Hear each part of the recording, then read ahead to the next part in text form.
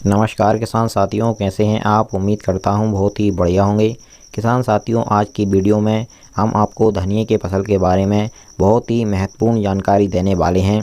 किसान साथियों, यकीन मानिए आज की अगर हमारी यह वीडियो आपने पूरी देख ली तो आपको धनिये की फसल से बहुत ही ज़्यादा 2 गुना मुनाफा होगा, क्योंकि इस वीडियो में हम जानेंगे धनिये की फसल का जो दाना होता है उसमें हम हरापन कैसे बनाए रखेंगे। क्योंकि किसान साथियों, धनिये की फसल के दाने का रंग अगर हरा होगा तो आपको मार्केट प्राइस 2 गुने मिलेंगे। धनिये की फसल के हरे दाने की डिमांड बाज़ार में काफ़ी ज़्यादा होती है, इसलिए हरे दाने वाली धनिये के रेट बाज़ार में डबल मिलते हैं। वीडियो में आगे बढ़ने से पहले हमारा आपसे बस एक छोटा सा निवेदन है।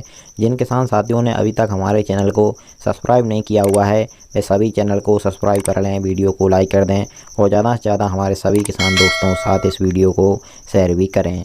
जैसे कि किसान साथियों, इस साल धनिये के बाज़ार भाव काफ़ी गिर गए हैं।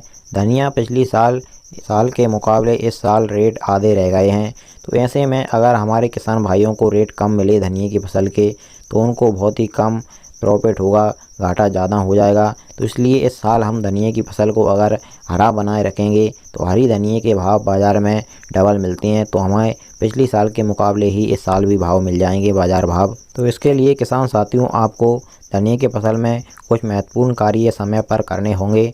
जैसे कि सबसे पहले आपको जब आपकी धनिये की फसल में बिल्कुल भी फूल ना बचे, पूरा दाना भरपूर बन जाए, तो उस समय पर किसान साथियों आपको कटाई करवाने के तुरंत पहले आपको सल्फर का जो पाउडर फॉर्म वाली सल्फर आती है 85% वाली डीपी फॉर्म में सल्फर आती है, उसका आपको अपनी धनिये की फसल पर छिड़काव करवाना पड़ेगा।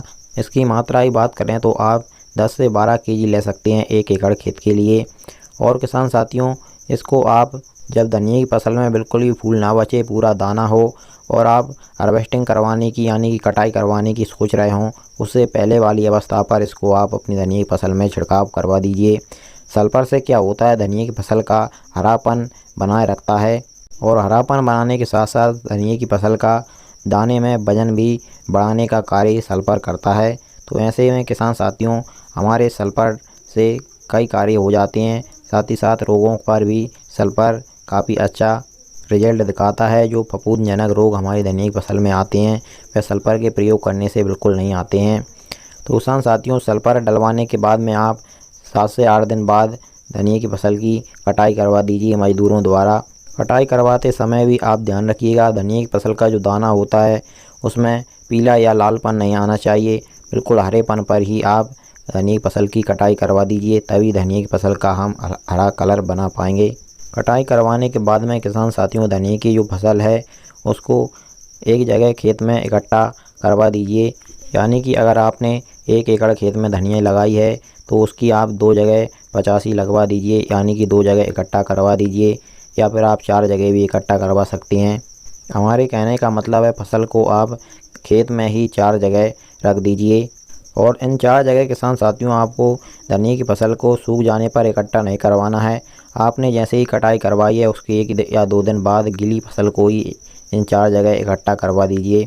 और इन चारों जगह पर आपने जो फसल स्टोर करके इकट्ठा करके रखी है इस पर आपको एक बार फिर से सल्फर का प्रयोग करना है। जो हमारी पाउडर फॉर्म में 85% डीपी वाली सल्फर आती है, इसका फिर से आप जो हमने फसल 1 एकड़ खेत में 4 जगह रखी हुई है और वह फसल हमारी गीली है, तो इस पर आप फिर से एक बार सल्फर का छिड़काव करा दीजिए। इस बार आपको सल्फर की मात्रा ज़्यादा नहीं रखनी है, जितनी आपकी फसल पर छिड़काव हो सके उतना ही आप कर दीजिए।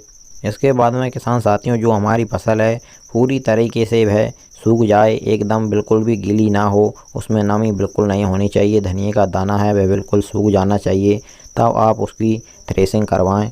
थ्रेसिंग करवाते समय भी ध्यान रखिएगा किसान साथियों, आपको ऐसी मशीन से थ्रेसिंग करवानी है कि जो दाना होता है धनिये का वह बिल्कुल फूटना नहीं चाहिए, क्योंकि जो बिजी वाली धनिया होती है उसके कम रेट मिलते हैं बाज़ार में, और जो दाना बिल्कुल पूरा दाना होता है, दाना बिल्कुल भी फूटा हुआ नहीं होता है, उसके भाव बाज़ार में बढ़िया मिलते हैं। और किसान साथियों, थ्रेसिंग करवाने के बाद जब आप धनिये को घर पर स्टोर करें तो बिल्कुल उसमें नमी नहीं होनी चाहिए, बिल्कुल गीला माल नहीं होना चाहिए, बिल्कुल आपको सुखो करके घर में स्टोर करके रखना है, वरना हमने जो कलर हरा बनाया था वह एकदम ख़राब हो जाएगा और हमारी मेहनत बेकार हो जाएगी। धनिया की फसल का हरा कलर जो हमने बनाया था वह बिल्कुल चला जाएगा और वह बिल्कुल पीली एवं काली हो जाएगी। तो किसान साथियों, इस प्रकार से आप धनिया की फसल का कलर हरा बना करके मार्केट प्राइस दोगुनी ले सकते हैं और आपको ज़्यादा प्रॉफिट, दोगुना प्रॉफिट होगा। किसान साथियों, इसी प्रकार से हम आपको आगे भी आपकी सही फसलों की जानकारी सही और समय पर देते रहेंगे। इसके लिए आप हमारे चैनल को सब्सक्राइब करना बिल्कुल मत भूलिएगा। चलिए फिर मिलते हैं अगली वीडियो में। नमस्कार, धन्यवाद।